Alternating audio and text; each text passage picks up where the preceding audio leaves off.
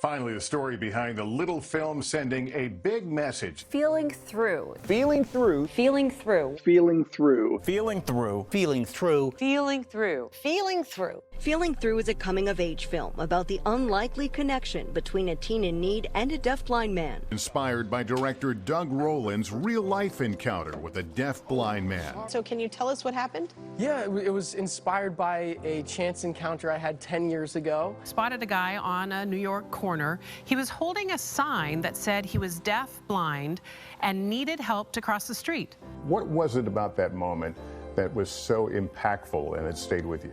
It was making this really heartfelt connection with a man from a community I'd never experienced before, and immediately getting any assumptions that I might have dispelled. Director Doug Rowland turned to the Helen Keller National Center on Long Island to cast a deaf-blind man. His star, though, was closer than he thought, a worker in the center's kitchen.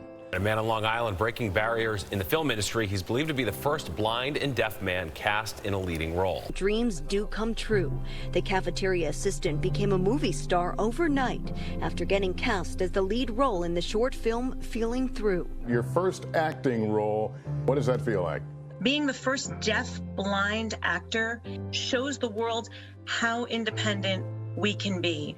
And I think that is, for me, the best part of this, that the general public gets to see a deaf-blind person just living their lives. Robert and Doug, join me now. I want to point out there's also two interpreters helping us with this interview, one on camera, one off.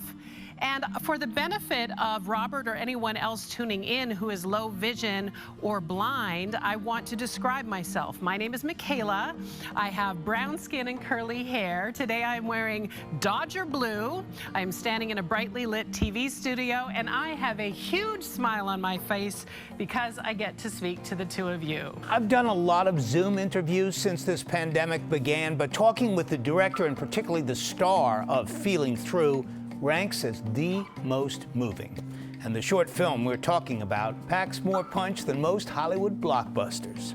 She is an Oscar-winning actress with a new project called Feeling Through. Welcome Marlee Matlin and her interpreter Jack Jason. I couldn't take my eyes off of it.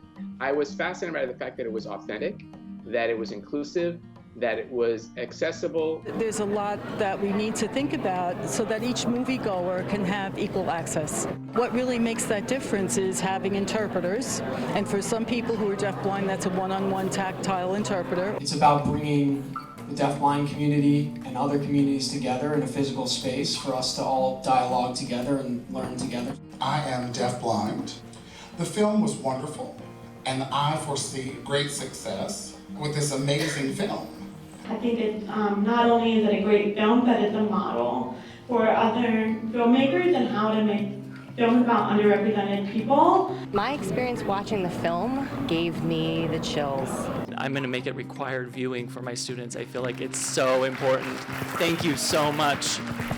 This is one of those movies that people need to see. It's incredible. I challenge anybody to watch this and not finish with tears in your eyes, not because it's sad, but it's a sweet, sweet story of humanity. I can't recommend this film enough. It was a combination of heartbreaking and touching, and I cried and I laughed. It was just the perfect combination of emotions. And the authentic casting really puts it in a league of its own. One of the most beautiful stories I've seen this year. We highly recommend it. This film is terrific. So touching and heartbreaking at the same time. Oh, this is phenomenal. Because of that, it's no surprise it's made the short list for an Oscar.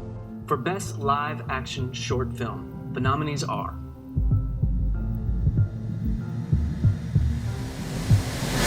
Feeling Through.